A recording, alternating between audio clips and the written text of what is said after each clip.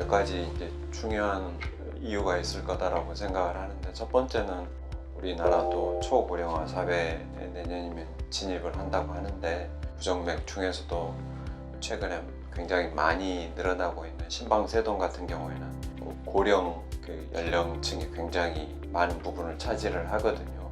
고혈압이나 당뇨병, 동반 심장 질환 같은 게 늘어나면서 그런 고령화 때문에 발생하는 부정맥들이 상당히 많고요. 예전에는 치료가 안 돼서 일찍 돌아가셨던 병들, 그런 병들로 요즘에는 치료가 많이 잘 되면서 그런 2차적으로 생기는 질환들 늘어나게 되니까 부정맥도 자연스럽게 늘어나는 경우도 있고, 또 최근에 심장학회나 부정맥학회에서 심장병에 대해서 국민 여러분들께 많이 알리고 홍보하는 그런 사업들을 많이 했거든요. 부정맥에 대한 인지도 많이 높아지면서 부정맥 질환을 갖고 있지 않는가, 진료를 받으시려고 하면서 는 원인도 있는 것 같습니다. 워치 같은 거 심장 맥박을 감시하는 데 상당히 유용하거든요. 바로 두근거림이 있을 때 기록을 하고 확인할 수가 있으니까 부정맥 질환이 많이 진단이 되고 알려지게 되는 것 같습니다. 부정맥의 가장 흔한 증상은 두근거림입니다. 가슴이 벌렁벌렁 두근거린다, 아니면 엉망해질 하듯이 두근거린다, 아니면은 덜커덩거린다, 철렁 내려앉는다, 그런 식으로 표현을 하는 두근거림이 가장 흔한 증상입니다. 가슴이 아프다 할지, 그러니까 단순히 흉통을 호소하시거나 아니면 부정맥이 생기면 갑자기 숨이 차다 라고 하시는 분들도 있고요. 드물게는 이제 두근거림이나 숨이 차거나 통증도 없는데 느닷없이 눈앞이 캄캄해지면서 쓰러질 것 같고, 때로는 이제 쓰러지거나 돌연사를 해서 부정맥이 있었는지를 알게 되시는 그런 경우도 있습니다. 부정맥 진단하는 데는 가장 기본적인 게 이제 심장 맥박을 기록을 하는 건데, 맥박을 기록하는 단순한 장비가 심전도가 있습니다. 심전도는 굉장히 싸고 간편하게 할 수가 있어서 두근거림이 있을 때 심전도를 찍으면 어떤 종류의 부정맥이고 무슨 문제가 있는지 검사를 할 수가 있고요. 갑자기 생겨서 갑자기 사라져버리는 두근거림이 굉장히 많거든요. 그런 경우는 심전도 검사만으로는 잡히지 않는 경우들이 많습니다. 그런 경우는 예전에는 24시간이 아니라 48시간 기록을 할 수 있었던 홀터 검사, 24시간 심전도 같은 검사를 해서 진단을 했는데, 최근에는 그게 훨씬 72시간에서부터 일주일까지 홀터보다 훨씬 간소화된 장비를 가지고서 진단을 할 수 있는 기기들이 개발돼서 보급이 많이 되고 있고요.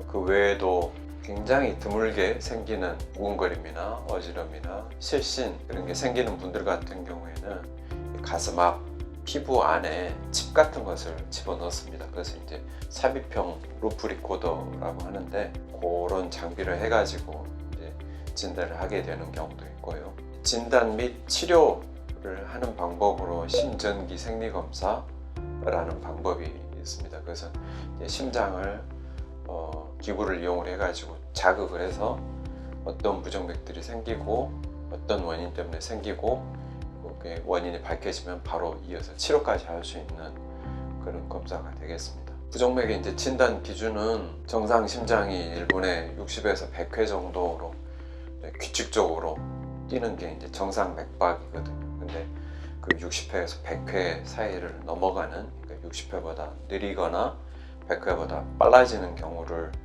부정맥이 있다라고 할 수가 있고, 편히 쉬거나 아니면 수면을 취하거나 그럴 때는 60회 이하로 떨어질 수도 있거든요. 아니면 흥분을 하거나 카페인을 섭취를 하거나 가벼운 운동을 하거나 그러면 100회 이상으로 넘어갈 수도 있고요. 그냥 평상시 활동을 하는데도 각성 상태에서 맥박이 너무 많이 떨어지거나 올라가거나 그런 경우는 부정맥으로 진단하고, 60에서 100회 사이라 하더라도 불규칙하게 뛰는 경우는 또 부정맥으로 진단을 할 수가 있습니다.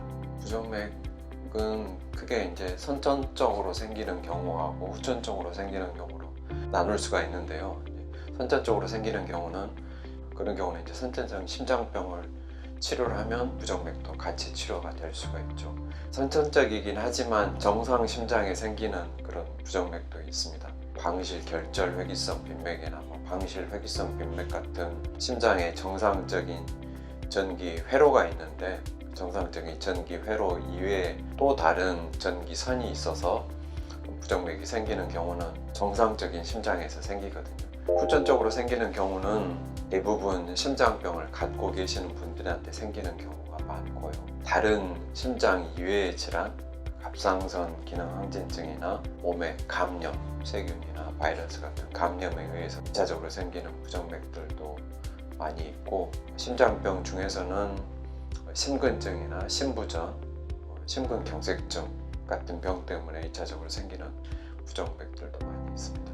치료 방법은 원인이 선천적으로 생기는 경우는 이제 선천적인 원인이 되는 질환을 치료를 하는 것이 가장 중요하고요. 후천적으로 생기는 경우 같은 경우에는 본인이 기저질환을 갖고 계신 분들 같은 경우에는 갖고 있는 질병, 심근증이나 심근경색증이나 그런 질환들을 잘 조절하고 관리를 하는 것이 가장 확실한 치료 방법. 그런 걸로 이제 조절이 되지 않을 경우에는 약물 치료, 전기 치료, 심장의 맥박을 만들어 내주는 심장 박동기 같은 장비를 넣어가지고 치료하는 방법이 있습니다. 가장 중요한 것은 본인의 기저질환을 잘 관리를 하시는 것이 부정맥을 예방할 수 있는 그런 길인 것 같습니다. 그래서 일반적으로 심장 질환 예방을 위해서 충분한 휴식, 그리고 운동, 그리고 금연이나 절주, 금주, 심방세동 같은 경우에는 술하고 굉장히 연관이 많거든요. 그래서 일주일에 2번 이상 그 술에 만든 잔으로 해가지고 2잔 이상 드시게 되면 그 심방세동 발병 위험이 굉장히 증가합니다. 심방에 부정맥이 있는 분들 같은 경우는 절주를 하거나 금주를 하시는 게 굉장히 중요하고요. 금연 같은 경우에는 모든 심장병이 안 좋기 때문에 금연하시는 게 굉장히 중요하죠. 체중 조절하고 짜지 않게, 맵지 않게 식단 관리를 하시는 것도 중요하겠습니다. 유명한 석학분이 올리셨는데 거기에 21세기는 심부전하고 심방세동이 가장 우세한 질병이 될 것이다 라고 예측을 하셨거든요. 정말 요즘에 보면 심부전하고 심방세동이 저희 병동에 입원해 계시는 분들의 한 3분의 2 이상 차지를 할 정도로 굉장히 많아졌습니다. 치료가 최근에는 훨씬 더 빨리 이루어지고 잘 되면서 인구가 고령화되고 심부전이 최근에는 가장 문제가 되는 그런 질병이 되는 것 같고요.